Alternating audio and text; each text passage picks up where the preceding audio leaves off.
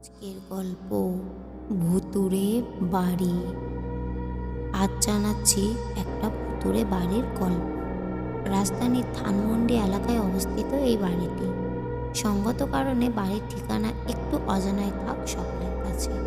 এই বাড়ির সত্যতা জানার জন্য সেই বাড়ির ঠিকানায় হাজির হলাম ভরতপুরে। বাড়িটি আগে থেকেই চিনতাম, তাই খুঁজে পেতে খুব একটা বেশি ঝামেলা পোহাতে হয়নি। ঝামেলাটা হলো বাড়ির ভুতুড়ে গল্প আদৌ সত্য কিনা সেটা জানতে গিয়ে।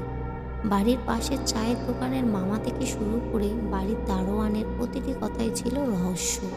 তাদের কথা শুনে প্রসঙ্গ এড়িয়ে যাওয়ার কৌশলে আঁচ করতে পারছি সত্য ঘটনা। বাড়ির ভাড়াটিয়ার আত্মহত্যা। এই বাড়িতে ভাড়া থাকে প্রায় সব ভাড়াটিয়ায় বিভিন্ন অদ্ভুত বা ভুতুড়ে কাণ্ড কারখানার সম্মুখীন হন। অনেক সময় গভীর রাতে বাড়ির ফ্ল্যাটের বারান্দায় রাখা দোলনায় কাউকে তুলতে দেখা যায়। ঘটনাটি দেখেছেন এমন লোককে সংখ্যা নেহাত খুবই কম। এছাড়া বাড়ির রুমে অনেকে সময় নাকি গভীর রাতে কারা হইচই করে, কিন্তু তৎক্ষণাৎ রুমে গেলেও কাউকে দেখা যায় না।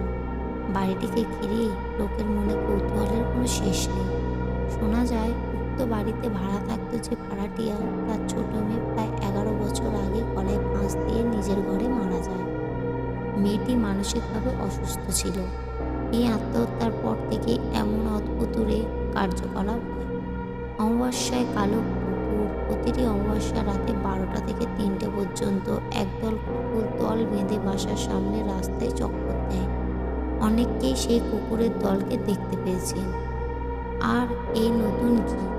কিন্তু আশ্চর্যের ব্যাপার হলো তারা শুধুমাত্র অমাবস্যা রাতেই উপস্থিত হয় এবং সারা মাসে তাদের আর দেখা যায় না। কয়েক যুবক মিলে একবার রাত করে তাদেরকে দেখার জন্য প্রস্তুতি নেয়। তাদের মাঝে 2 জন কুকুরকে কামড়ে মারাত্মকভাবে আহত হয়। যুবকদের প্রায় সকলের এই রেডিও স্টেশনে স্বীকারোক্তি দেয় যে এইসব কুকুরগুলো কালাচে বর্ণের ছিল, কারণ অন্ধকারে তাদের স্পষ্ট দেখা যাচ্ছিল না। তারা একটি ছন্দ মিলিয়ে এক লাইনে হাঁটছিল এবং তাদের প্রত্যেকের চোখ থেকে এক প্রকার নীলচে আভা বের হচ্ছিল। ঘরময় হাঁটে হলুদ কাপড়ে কেউ মাঝরাতে কোনো এক রুমের সামনে নাকি রাত 12টার পর একজন কাউকে বউকে হেঁটে যেতে দেখা যায়, যার পরনে থেকে লাল পাড় দেওয়া একটি হলুদ শাড়ি। সে কোথা থেকে আসে এবং কোথায় যায় সে আজ পর্যন্ত কোনো ভাড়াটিয়াই শনাক্ত করতে পারেনি। অনেক ভাড়াটিয়াই নাকি বউটিকে দেখেছে। মাঝরাতে জমে রক্ত লাল পানি।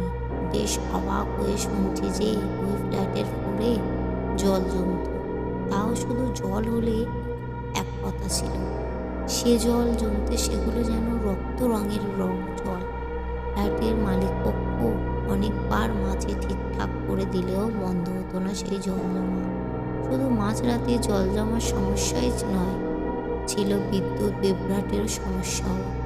এতক্ষণ যে বাড়ি নিয়ে এত গল্প হলো, সেই বাড়ির প্রতিটি ফ্ল্যাটে একটু এমন ঘটনা ঘটে যে যেমন শুধুমাত্র একটি ফ্ল্যাট ঘিরে সেই ফ্ল্যাটে আর এখন কোনো ভাড়াটিয়া থাকে না।